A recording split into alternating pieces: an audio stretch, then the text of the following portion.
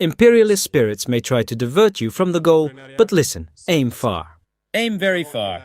Think and see what we want to do. This conflict that we call nothing more than the violent, barbaric manifestation of imperialism, of neo-colonialism, of the enslavement that we are being imposed on us today. Hello everyone, I hope you're all doing fine. Now, there is a crisis in Africa. There is a very big problem, and this is a problem of the division of black people. Now, listen to this great speech by Ibrahim Traoré calling out every black person around the world, including American blacks, to come and unite to fight the oppression in Africa. Then have a quick discussion at the end of it. Thank you so much. So thank you to all these young people who are moving across Africa to come and support their brothers and their comrades in Burkina Faso. We say thank you. We wish you a very good stay in Burkina Faso, and we wish that you can return in peace and also send the message to the place of all African youth. Because the fight we are leading is not only for Burkina Faso, but it is a fight for all of Africa. It is time to wake up, and that we are no longer led to cross the ocean, to die, to go and look for El Dorado in 2021. We can create it here. Put your work, and I think it is possible. Commencer mon propos en remerciant Dieu Tout-Puissant qui nous a permis donc de nous retrouver ici en bonne santé ce matin. I would like to start my speech by thanking God Almighty, who allowed us to be here in good health this morning to celebrate the International Day of Youth. Youth of which I am of course part, even if there are some people who are courageous by age, but they are young in the head. Thank you all. We celebrate this day in a somewhat particular context, as the predecessors have signified, this context of conflict. This conflict that we call nothing more than the violent, barbaric manifestation of imperialism, of neo-colonialism, of the enslavement that we are being imposed on us today. This is what we have called terrorism. But as they have said, we have called upon the youth at a given time to fight this fear, and the youth responded massively. Today, several young people are enrolled as VDP and others are waiting. We can see them through the arteries of our cities. This touches our hearts, and we dare to believe that the youth have understood why we must fight. If our ancestors fought to give us land that we call today Burkina Faso, this means that we must also fight to give something to our children. If God has made our generation confront this fight today, it is because He knows that we have the capacity to do so. 208. I know how to count on everyone to make it happen. The fight is not only military on the ground, but the fight is much deeper. In this sense, we must also fight to change the mentality. Our generation may have grown up in a system that shaped us, which is very difficult to change, perhaps, but not impossible. Perhaps among us, some still find themselves with characters that we do not know how to deal with. But I like to say, to quote an author, there is no meaner man who cannot change his heart if we teach him how to have wisdom. I think that each of us can change. In this sense, it goes without saying that we can forgive ourselves when someone is not on the path we hope for, but at the same time, we teach him the right ways so that we can change. Because the fatal weapon of imperialism today is manipulation, and youth is the target. Our country, or I would say Africa, is mostly young, and youth is the target of this manipulation. And when we discover it, we must fight it. And most of the time, imperialism is not necessarily those who come from elsewhere, but they are among us. 337. And it is among us that manipulation is born. I invite youth to leave it, to always seek the right information, and to always think of our countries, of our different countries, everywhere in Africa. I repeat, if our forefathers left us a land that we found, we must leave a better land for our children. In this sense, today, we are gathered to talk about the problems of youth. We are going to make certain promises, to see perspectives, but also to challenge ourselves. I think that the parents and the nanny challenged you, and the minister wanted to give each of you 300 francs. But I think the challenge goes beyond that, because youth must also understand something. We, at the level of the executive, we take measures. But we also need to talk to you, to raise awareness, so that together we can raise the challenges that are today posed to us. Why do I say this? Because when they tell their stories, we realize that they fought together to get there. Today, as the minister said, instructions have been given so that we can create a single fund that can support youth in entrepreneurship. We will not ask you to start from scratch, but there will be a minimum to accompany you and help you. Nous allons nous faire des promesses, certes, voir des perspectives, mais aussi se lancer des défis. Je pense que le parrain et la marraine... At the same time, there is very little time. We have done everything to expand everything that is taxation at the level of young companies that will have to be created. This is to accompany you so that you do not find yourself confronted in the first few years with certain difficulties. In addition to all this, I think, as he announced, we think a lot about professional training. This is one of the major reforms of this department. I think that when I went to university, I was well informed. It is not about working today, having a diploma, and looking to be employed. 549. It is also about learning jobs and being able to exercise them. Chapitre. So we are looking today to reorient a good part of the youth towards professional employment. This means that we will have to build a lot of professional training centers and be able to teach a lot of jobs to young people, because here we have a lot of resources. There are enough reforms in favor of youth that are underway. Throughout the world, we have been able to understand that we can get there, because we have enough resources to bring value to the outside world. For example, we are currently focused on agriculture, which is very important to us. Because, as I said earlier, food self-sufficiency is a fight. It is a fight because when we talk about dignity, we talk about honor. If you are not self-sufficient, you have no dignity. When a father has to go home at night and has no seed to put in his son's plate, he cannot talk about dignity. The whole family will live in indignity because the woman will have to fight as hard as she can in all the ways. You can imagine to find food. There is no dignity once you have eaten your fill. There is no dignity when we reach out. Do you see this new form of neo-colonialism that we are talking about, which is trying to bring our youth back to demands, to chronic austerity? We are fighting against this. When you say to a partner, who is ready to serve you with mobile money, up to 100 billion, but when you say to this same partner, no, serve with mobile money up to 20 billion and 80 billion. We will do structural projects, agricultural production for the youth, they do not agree. It must challenge us. The goal is to keep you in this permanent system. It is to prevent you from being able to produce yourself and get by. And every time, we will give you a little and we will tell you to stay there. Do not be afraid to undertake. Do not be afraid to undertake. You have to start. 806. It is hard, often very hard. You will stumble. You will often find yourself on your knees. As some would say, take advantage, make a prayer, press on the palm, get up, and always walk. Never stop. And even those who have a job somewhere, do not just stick to your job. Try to invest.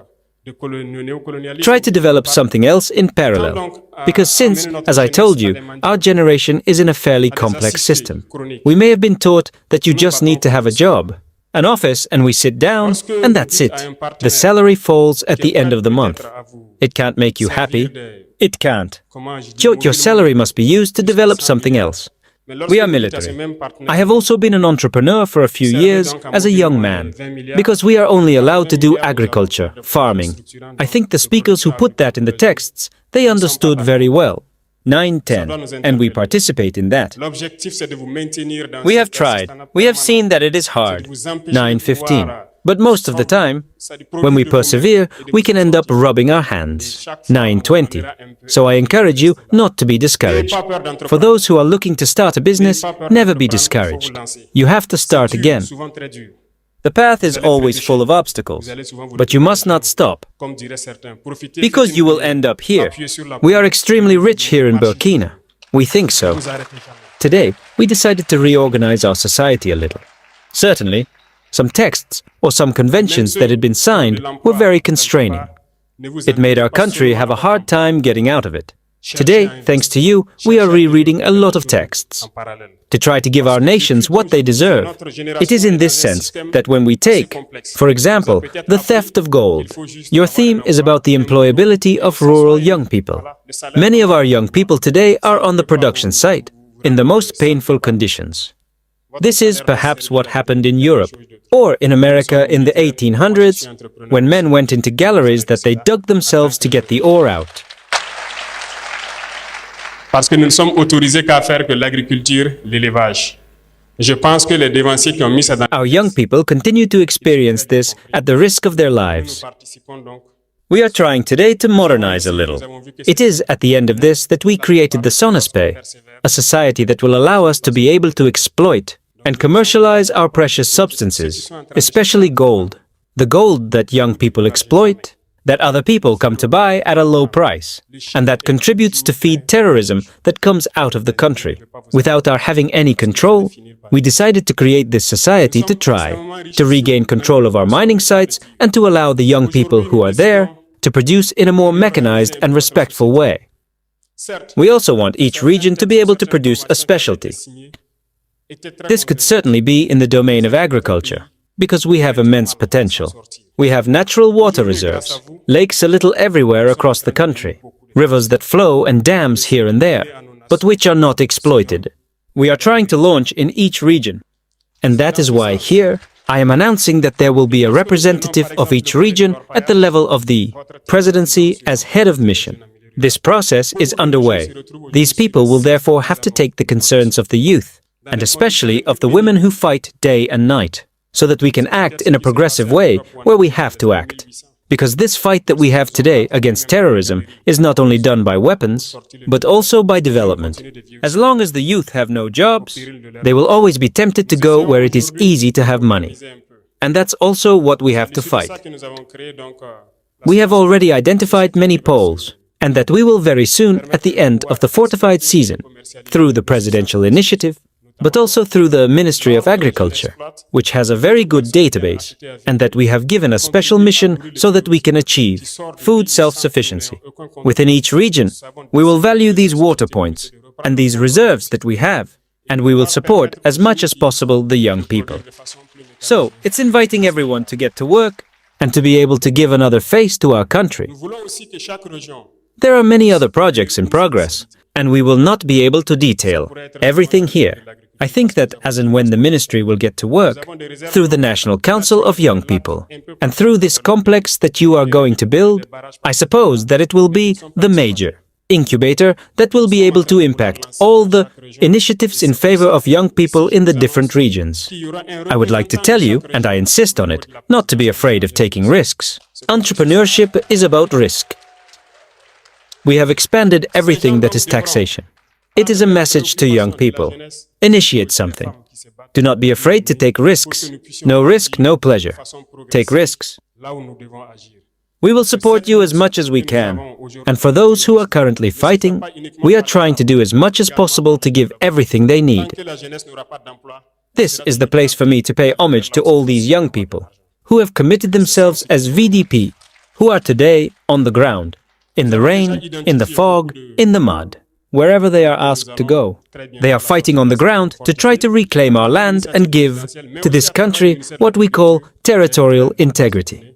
And everyone at his level must therefore be able, without taking Kalashnikov, to take something else to participate in the development of this country. And that, we only count on you, young people. I told the parents and the Navy that I was going to lend a hand to these great economic operators of the country. And I think some are there. So get ready, we will lend you a hand to create initiatives for young people. We have therefore launched the APEC, in this sense, to create what we call the companies that we want to put in place. And because we say it, it is inconceivable that we can produce tomatoes here and that we import tomato paste.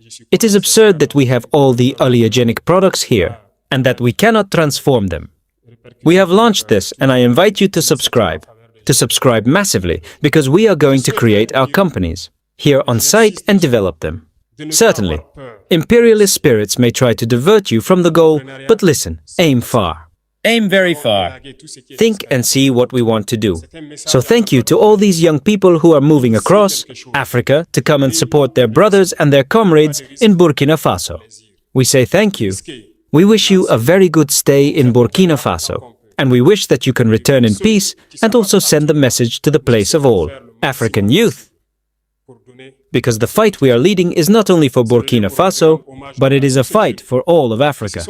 It is time to wake up, and that we are no longer led to cross the ocean, to die, to go and look for El Dorado in 2021. We can create it here. put your work, and I think it is possible.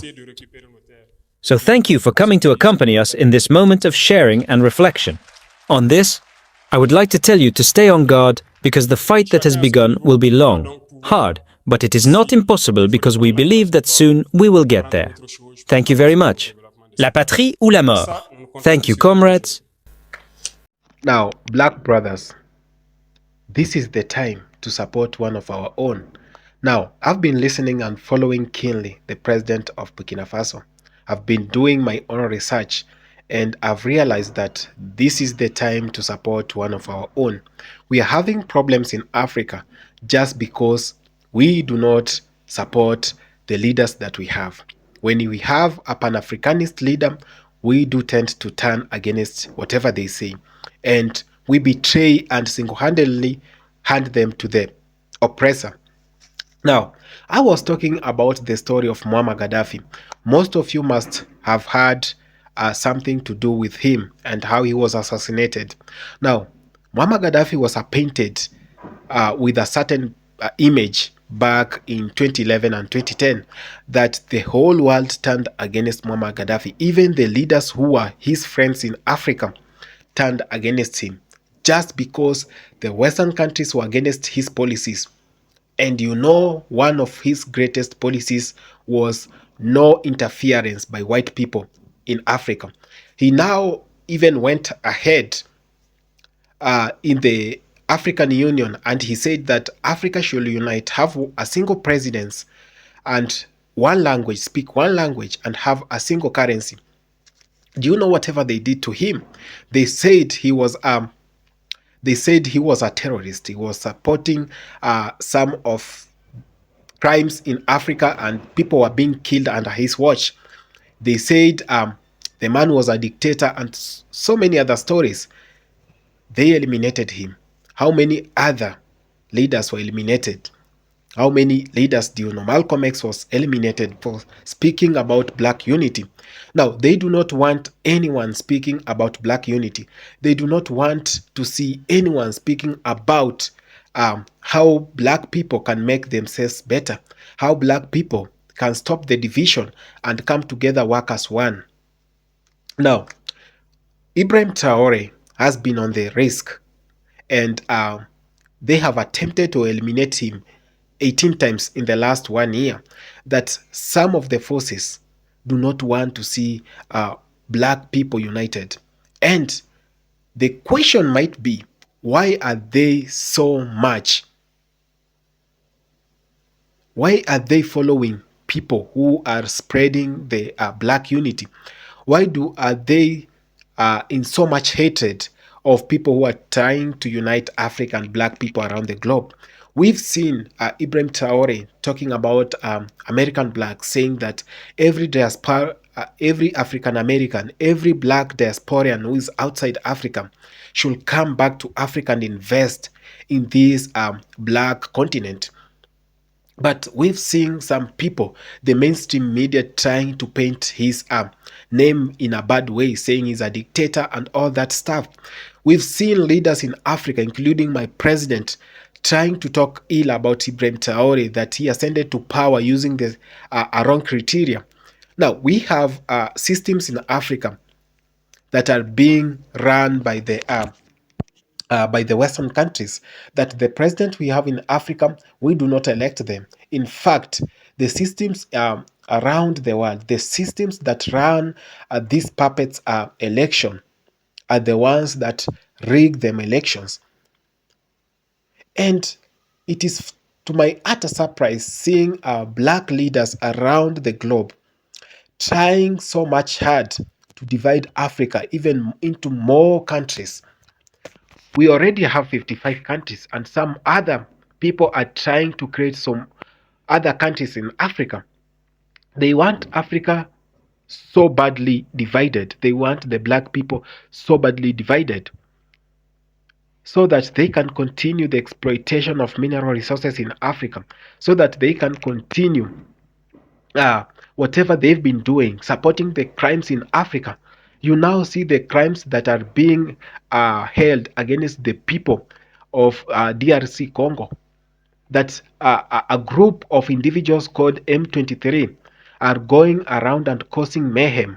And no one is talking about this. No one wants to end this because the Western countries are not happy about how Africa is doing, that we are slowly getting ourselves out of their chains.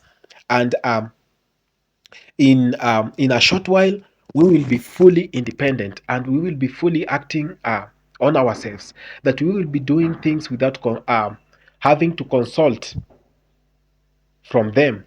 We've seen whatever Ibrahim Traoré is doing in Burkina Faso.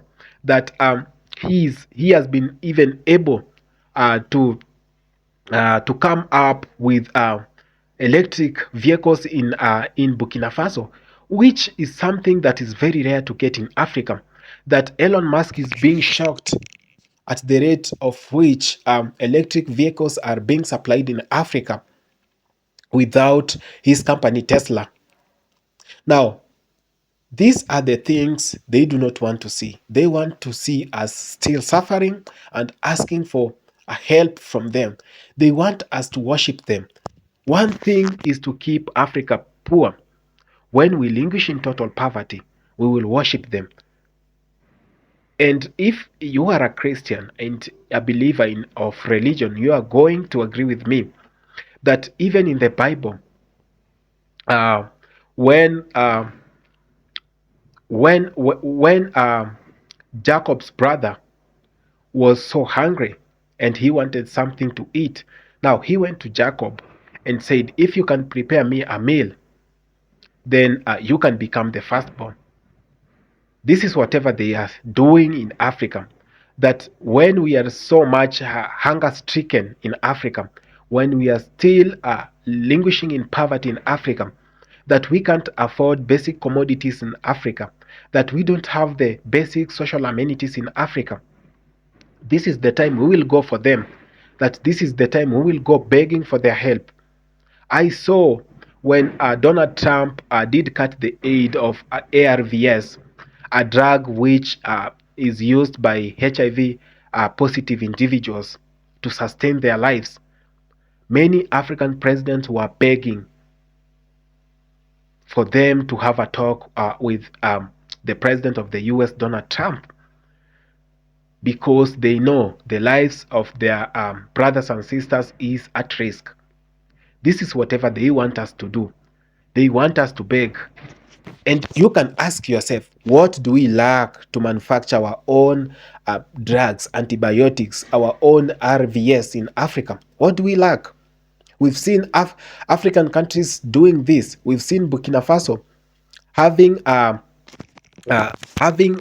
having been able to make their own ARVs. We've seen these countries trying to get away from the oppressor. But those countries that you might think they are able because they have the numbers, they have the resources, they have a bigger market, still do not have these pharmaceuticals to actually manufacture these drugs, because this is whatever the Western countries want. After Donald Trump has done this, we are all going to see our presidents begging in the White House. And this is when they are being given some rogue policies to come and try to impose to the people of Africa. This is why when we talk about black unity, some people see us as the real enemy. I've been seeing some bad comments because I'm just talking about black unity. And this is why we as black people need to sit ourselves down, realize where the problem is, and try and rectify whenever we've gone wrong. We've made so many mistakes in the last eras. But for this last time, just like Malcolm X said before he died, black people's unity is really needed. Every black man, every black person around the globe should come out in their numbers and unite. Speak the same language of unity. Speak the same language of prosperity. And then we are going to realize our full potential in due time. I'm talking this out of heart because I feel like we are really sleeping on our own success, that the continent of Africa, the Caribbean, black people around the world have been fully exploited, and we still are going to sit down and watch the same enemy distracting us and destroying us in completion. We are not going to allow that to happen. This is why we have leaders like Ibrahim Traoré who have come out to say enough is enough. We've seen leaders who tried to unite black people around the globe, and they did not make it because there is a strong force somewhere that comes for individual after individual. But when we unite in numbers, in our millions, in our billions, they are going to fail, and their powers are going to crumble so badly. We've seen racism taking place even in our own continent in Africa. They come in Africa and they want to treat us so bad. They come in our own continent and we treat them as gods. Who said that? This is the time, black people, we should unite, fight against all kind of oppression, and the oppressor will fall down. But when we continue praising them, when we continue with the division amongst ourselves, black brothers and sisters, we are not going to make it further. We've seen this happening. We've seen how the cards are being played against us. We keep quiet, they win. But if we see the same things happening, we get ourselves up, talk about these things, it is going to be better. But when we see them doing the same bad things to us, keep quiet, go ahead and gossip, it is not going to help us. I've seen black people fighting black people. I've seen black leaders fighting black leaders. I've seen black countries fighting black countries. And when they have a problem, when Russia is fighting Ukraine, it is a global problem. But when DRC Congo is fighting Rwanda, it is a black problem. They do not want to meddle. That's how selective they are. And it is because we black people have allowed them to do these things. And we never want to speak for ourselves. We think that they have the ultimatums. We think that they have the ultimate answers to our problems, when they don't have. In fact, Africa has every solution to every problem around the globe. That when they have so much trouble, this is where they come to fetch for their answers. And this time round, we are getting ourselves in one large country called Africa, then have the same president, then have the same currency, then speak the same language, and that language will be the language of unity. Thank you so much for having taken the time to watch this video. I appreciate so much. If it's the first time, please consider subscribing, share, like, and comment. Thank you so much.